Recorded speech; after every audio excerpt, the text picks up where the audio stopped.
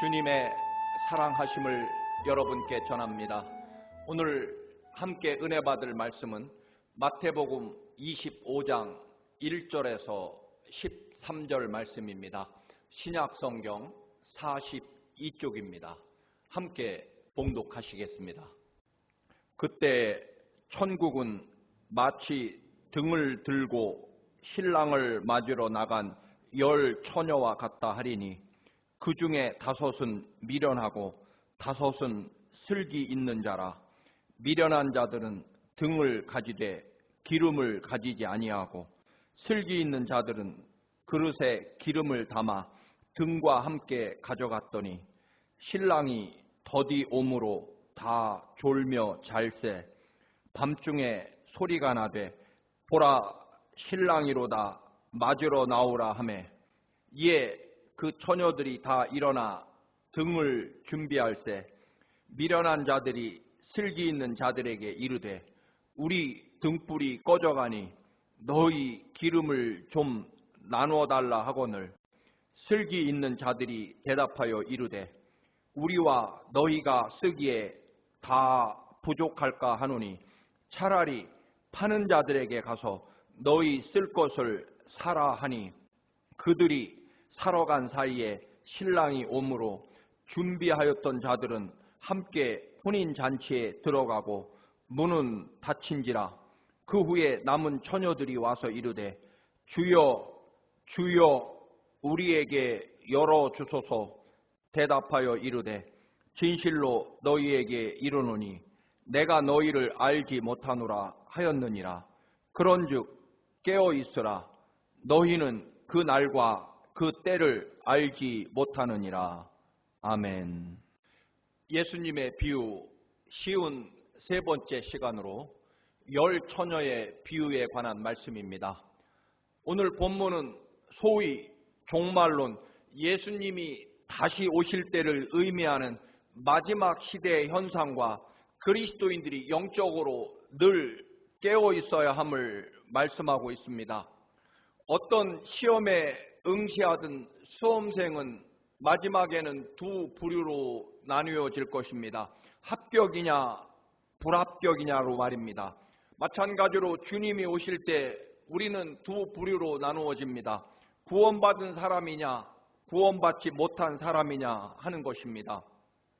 그런데 오늘 10 처녀의 비유에서는 믿는 사람과 믿지 않는 사람, 더 자세하게는 교회에 다니는 사람과 교회를 안 다니는 사람, 그런 의미가 아니라 10 처녀 모두는 교회에 다니고 있는 사람인데 교회에 다니고 있어도 신랑을 맞이하는 슬기로운 교인, 즉 구원 받은 사람이 있고 신랑을 맞이하지 못하는 미련한 신부, 즉 교회에 다니기는 하지만 구원받지 못하는 그런 사람이 있을 수 있다는 의미를 포함하고 있습니다. 세상에서 가장 기쁜 일이 바로 결혼식일 것입니다. 특별히 신부의 들러리로 초청을 받아 모두가 신랑을 기다렸지만 신랑을 영접하지 못하고 결혼식 잔치에도 들어가지 못했다는 것입니다. 기름을 충분히 준비하지 못했고 마침 기름이 떨어져 기름을 사러 간 사이 바로 그때 신랑이 도착했고 등불이 켜져 있었던 5 처녀만 결혼식에 들어가고 그리고 난 다음에 그 결혼식 집 문은 굳게 닫히고 기름을 사다 늦게 도착한 미련한 처녀들은 제발 문을 열어 잔치에 결혼식에 함께 참여하게 해달라고 애원했지만 우리는 너희를 모른다라고 하는 아주 냉정하고 무서운 거절을 듣게 됩니다. 먼저 신랑은 당연히 예수 그리스도이고 교회들은 신부로 비유됩니다. 물론 다른 곳에서는 예수님이 신부로 비유되기도 합니다. 신랑 되신 예수 그리스도께서 이 세상에 오심으로 사실 결혼식은 이미 오래전에 시작되었습니다. 새로운 하나님 나라 구원의 역사가 영생이 시작되었다는 것입니다.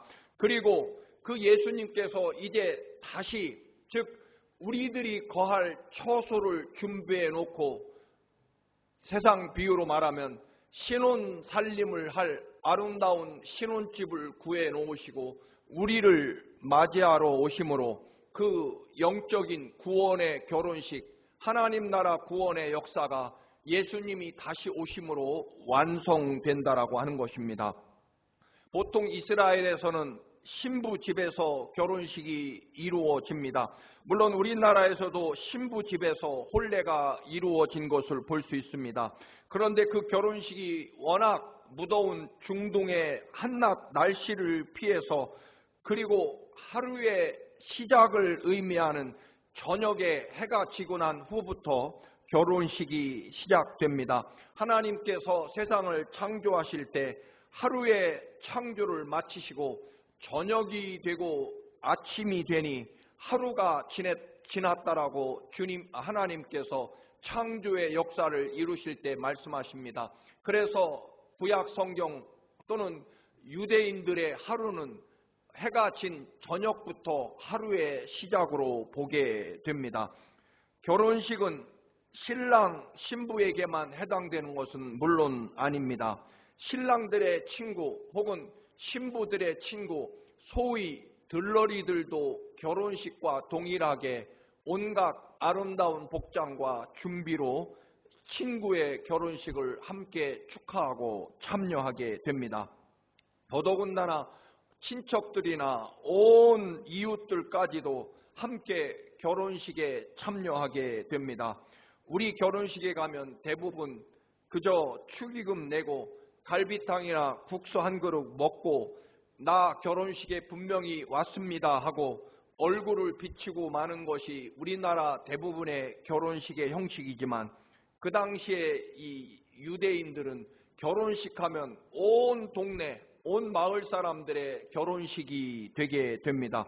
그래서 이스라엘의 결혼식은 일주일 내내 결혼식이 이루어집니다. 그만큼 평생에 가장 소중한 의식이고 또한 축복의 자리이기 때문일 것입니다.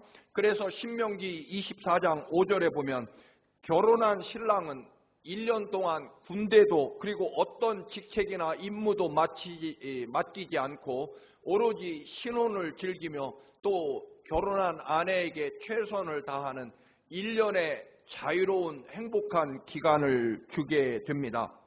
때문에 결혼식 준비가 얼마나 크고 오랫동안 준비가 이루어져야 되는지 우리가 짐작할 수 있습니다.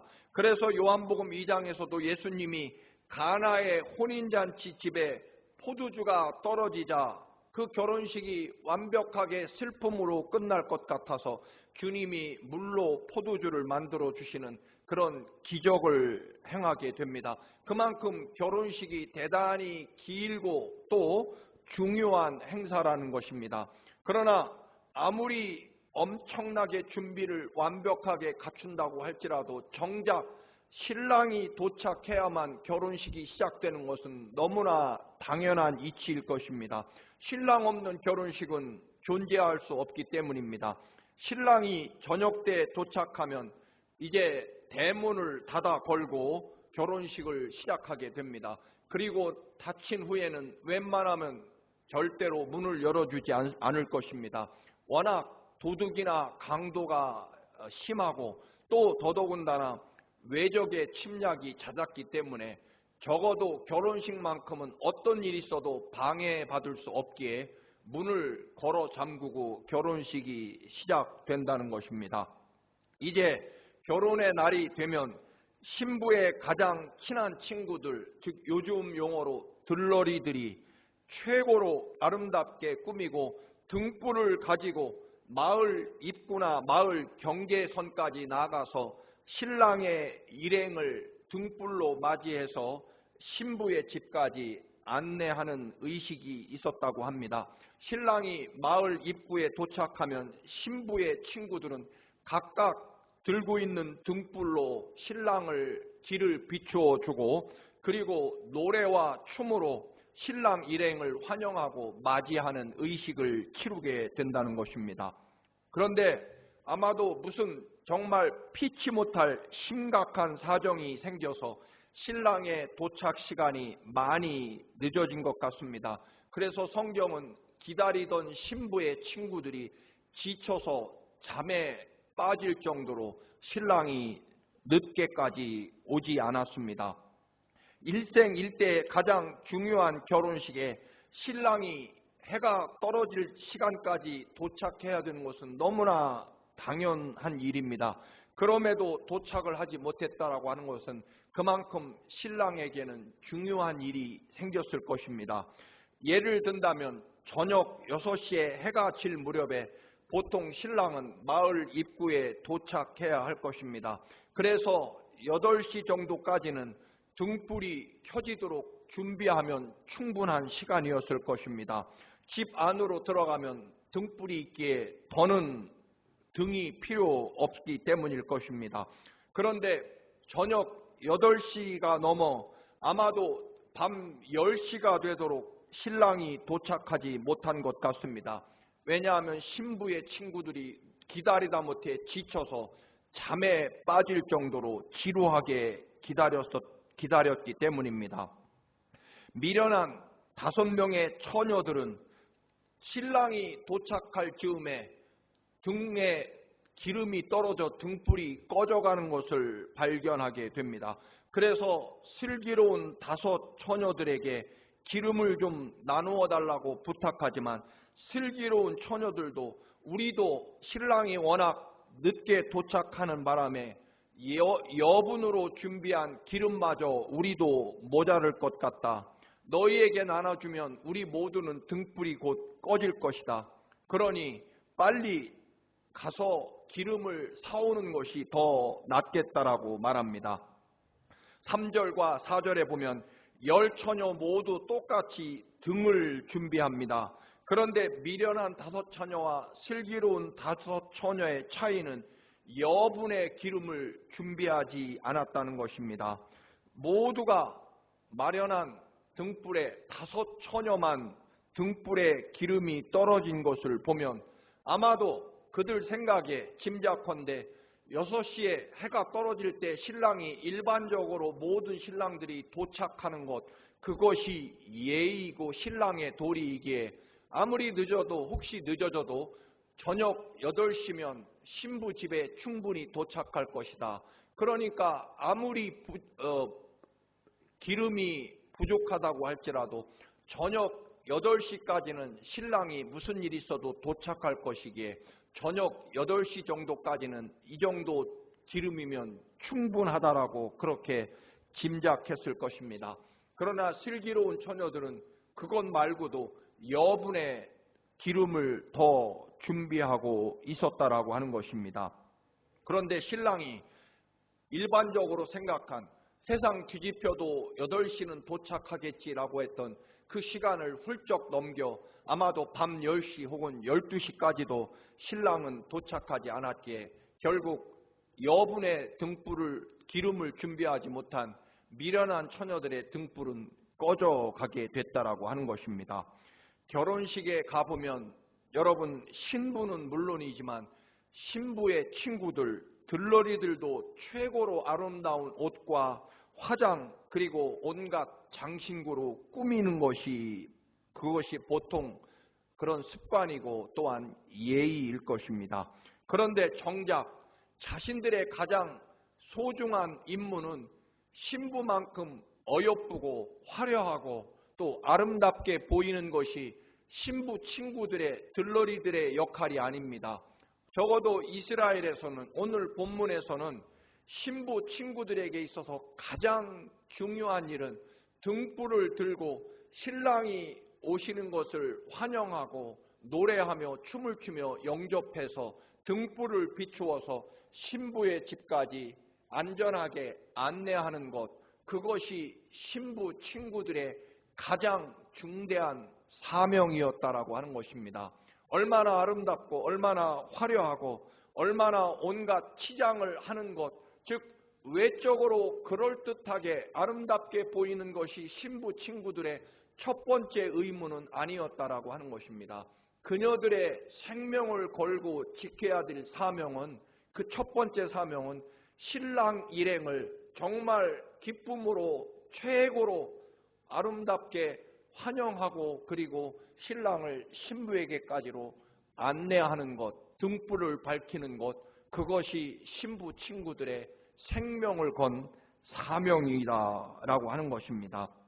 그런데 분명한 것은 아마도 신랑의 영접, 신랑이 오는 것을 제대로 영접하지 못한 그것을 보면 미련한 처녀들은 결국 두 가지의 함정에 빠졌던 것 같습니다. 하나는 신부가 아님에도 정말 최고로 아름답게 외적인 모습을 꾸미는데 신경을 썼을 것이고, 그리고 자신들의 경험과 습관, 지식에 의해서 자기 생각에 빠져서 자기 중심적인 사고에 의해서 아무리 세상 뒤집혀도 저녁 8시까지는 신랑이 올 것이고 그게 신랑의 도리이며 예의일 것이다. 그래서 8시까지 등불을 켜면 충분하고 넘칠 것이라고 생각했다는 것입니다. 그런데 결과적으로는 신부의 친구들은 신랑을, 미련한 그 처녀들은 신랑을 등불을 켜서 신부의 집까지 맞이하고 안내하는 일을 하지 못했다라고 하는 것입니다. 분명 10명의 아주 친한 신부의 친구들이었습니다. 그리고 등불을 같이 준비하고 그리고 아마 춤 연습도 하고 노래 연습도 해서 신랑을 맞이할 준비를 충분히 했을 것입니다. 그리고 말씀드린 대로 세상에서 가장 아름답고 정결한 그런 외적인 모습을 꾸미고 치장했을 것입니다. 그런데 정작 신랑이 도착하는 시간에 기름이 떨어져서 등불이 꺼져가고 말았습니다. 여러분, 우리 모두는 예수 그리스도의 십자가 보혈의 은혜로 구원받았음을 알고 있습니다. 그리고 나름 열심히 신앙생활을 하며 하나님의 교회에 속해서 열심히 교회를 섬기기도 합니다. 그러나 여러분, 주님의 오심과 하나님의 나라의 완성을 끝까지 이루느냐 하는 것은 다른 문제라는 것입니다. 여전히 자기 생각을 버리지 못하고 내 지식과 경험에 의해서 신랑은 해 떨어지기 전에 도착하는 것이 그것이 신랑의 도리이고, 그리고 적어도 아무리 늦어도 저녁 8시까지는 신랑이 도착할 것이기에 혹시 늦어지는 일이 있어도 그 정도 이상은 늦지 않을 것이기에 내 등불의 기름은 저녁 8시까지는 충분하고 넉넉하다. 그러나 여러분, 하나님의 나라는 또 주님의 오심은 주님의 뜻과 주님의 역사와 주님의 계획 속에 있는 것이지 우리가 원할 때 우리가 생각하는 대로 하나님의 나라와 구원이 이루어지지 않는다라고 하는 것입니다. 여러분, 내 생각대로 되면 결국 나를 넘어서지 못할 것입니다. 내 생각대로 된다면 여러분, 내가 생각한 범위 안에서 결코 벗어나지 못할 것입니다. 오히려 하나님의 전적인 뜻과 하나님의 전적인 역사하심, 하나님의 계획 속에서 하나님이 원하시고 하나님이 정하신 시간에 하나님의 방법대로 돼야 우리에게 진정한 생명과 축복이 이루어지고 그래야 우리에게 진정한 희망과 구원이 이루어질 것입니다. 여전히 우리는 자기 중심적이고 늘 계산하고 내 상식과 판단과 이익 안에서 이루어지려고 합니다.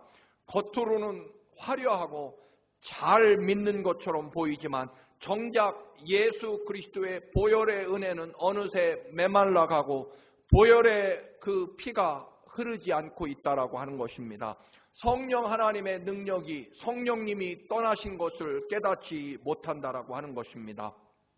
미련한 다섯 처녀처럼 내 계산 안에서 신앙생활을 하고 하나님도 내 계산과 내 생각대로 움직일 거라고 그렇게 판단합니다. 물론 우리 모두가 하나님의 은혜를 잊은 것은 아닙니다. 여전히 교인입니다. 마치 신부의 친구들이 여전히 등불을 들고 그리고 신부의 사랑하는 친구로서 존재하지만 그리고 결혼식에 들러리로 부름받고 또한 사명을 받았지만 문제는 기름이 떨어져 가는 것을 깨닫지 못하고 있었다라고 하는 것입니다. 왜냐하면 하나님이 정하신 때, 하나님이 계획하신 대로, 하나님의 방법대로 하나님의 나라가 이루어질 것을 내다보지 못하고 결국 내 생각, 내 범위 안에서 하나님의 뜻을 제한하려고 합니다. 그래서 하나님의 나라는 내가 생각하는 때, 내가 가진 상식 범위 안에서 하나님의 역사가 이루어질 것이고, 적어도 이 정도면 내 신앙생활이, 내 믿음 생활이 이 정도면 충분할 것이라고 스스로 착각에 빠진다라고 하는 것입니다. 심지어는 미련한 처녀들은 기름이 떨어지면 빌려 쓰면 되지, 저 친구들이 넉넉하게 기름을 여분으로 준비하고 있으니 그거 빌려 쓰면 되지라고 생각합니다. 여러분, 그러나 신랑이 워낙 늦어졌기에 여분을 준비한 슬기로운 처녀들의 기름도 결국 부족하게 되었다라고 하는 것입니다. 여러분, 신랑이 너무 오랫동안 오지 않아서 결국 지쳐 잠들 정도로 그렇게 늦게 도착하게 됩니다. 슬기로운 처녀들도 기름이 부족할 지경입니다.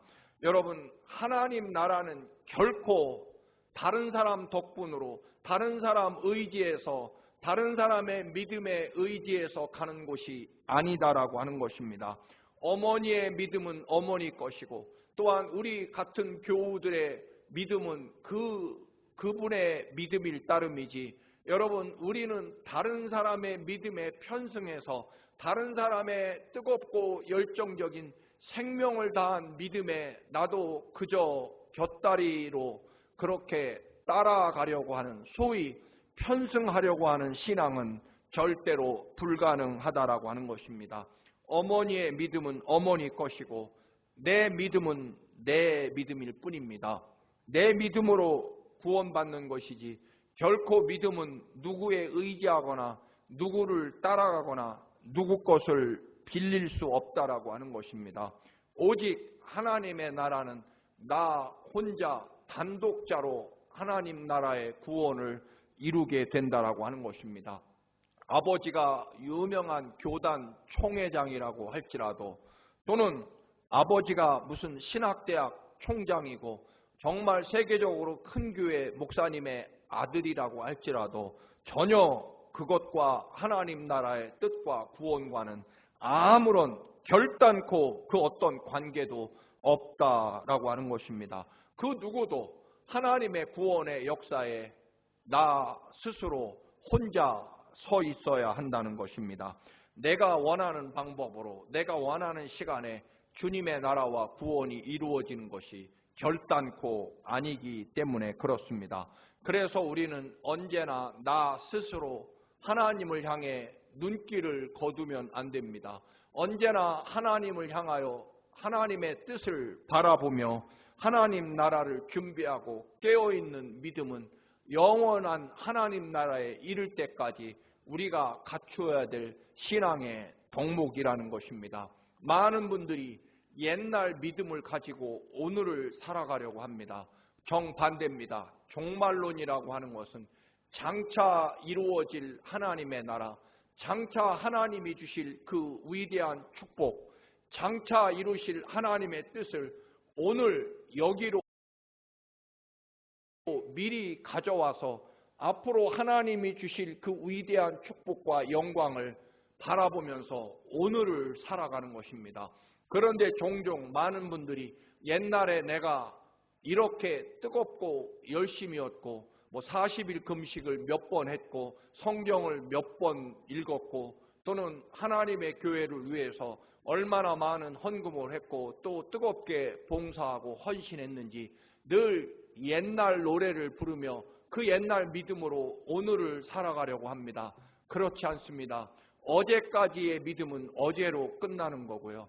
여전히 오늘 새롭게 하나님 앞에 늘 다시금 새로운 뜨거운 은혜로 여전히 내 안에 가득 채워지고 뜨겁게 흐르는 예수 그리스도의 보혈과 그리고 나 같은 죄인을 살리신 주님의 그 십자가 보혈의 은혜를 여전히 오늘도 새롭게 하며 장차 이루실 하나님의 나라 역사를 바라보며 오늘도 여전히 깨워서 하나님 앞에 서는 것, 그것이 믿음이라는 것입니다. 한때 재림 신앙, 극단적이고 광신적인 그런 종말론 재림 신앙에 빠진 이단들 때문에 오늘날 그리스도인들이, 오늘날 교회들이 주님이 다시 오시는 그런 재림 신앙을 어느새 잊어버리고 자꾸만 흐려져 가고 있는 것이 사실입니다. 여러분, 이단들이 아무리 광신적이고 또한 이단에 빠진 그런 종말론을 가지고 있다고 할지라도 그것과 별개로 우리는 여전히 신랑 되신 주님이 오심을 바라보며 결코 우리 안에 예수 그리스도의 보혈의 피가 마르지 않도록 성령 하나님이 내 안에서 뜨겁게 여전히 권능으로 역사하시고 내 안에 성령 하나님이 충만하시도록 성령님이 떠나지 않도록 늘 깨워서 하나님의 나라와 역사를 바라보며 또 주님이 다시 오심을 고대하며 또 언제 올지 모르기에 늘 말씀과 기도로 지금 주어진 삶의 자리에서 주님을 바라보며 주어진 사명을 성실히 감당해야 한다는 것입니다. 여러분, 믿음은 결코 빌릴 수 없고 그리고 그때 가서 마련할 수 있는 것이 아니라는 것입니다. 주님이 오시고 나면 문이 닫힌다는 것입니다. 내가 기름을 구하러 기름을 사러 간 동안에 주님이 오셨고 그리고 나는 주님의 오심을 영접하지 못해서 문이 닫히는 수가 있다라고 하는 것입니다. 우리가 교회 안에 열 처녀로 등불을 들고 서 있다고 해서 주님이 오시는 것을 다 맞이할 수 있는 것이 아니라는 것입니다. 우리 안에 은혜가 떨어지고 주님의 보혈이 더 이상 흐르지 않는다면 하나님의 살아있고 운동력인 말씀이 늘 내 영혼을 깨우고 그리고 늘 기도를 통해 하나님의 음성을 듣고 하나님의 뜻을 밝히는 그런 믿음의 삶을 변함없이 이끌어가지 않는다면 여러분, 혹시라도 이 정도면 충분하다라고 하는 인간적인 교만과 착각에 빠져 있다면 우리는 문이 닫힌 후에 들어가지 못하는 그런 신부의 미련한 처녀들과 같을 것입니다. 주님이 오시면 여전히 켜져 있어야 되는 등불의 기름을 열심히 준비해야 될 것입니다. 등불이라는 의미는 여러 가지로 생각할 수 있을 것입니다. 그러나 근본적으로는 예수 그리스도께서 나를 위해 흘리신 그 보혈의 은혜가 여전히 내 심장을 움직이고 그리고 여전히 내 안에서 예수님의 뜨거운 피가, 그 은혜의 피가 흐르고 나는 언제까지나 영원토록 예수 그리스도의 십자가 보혈의 은혜 때문에 존재한다라고 하는 그 감사와 은혜, 이것을 놓지 않으며 언제나 연약하고 그럼에도 불구하고 늘 넘어질 수밖에 없는 우리 안에 성령 하나님이 늘 나를 주관하고 이끄시도록 성령 하나님 어서 오시옵소서. 늘 내 안에 거하시고 나의 영혼과 삶을 주관하시고 주인이 되어 주시옵소서. 그리고 살아계신 하나님의 말씀에 늘 가까이 하며 그리고 기도를 통해 아버지 하나님의 음성을 듣는 그런 여러분들이 되셔야 할 것입니다.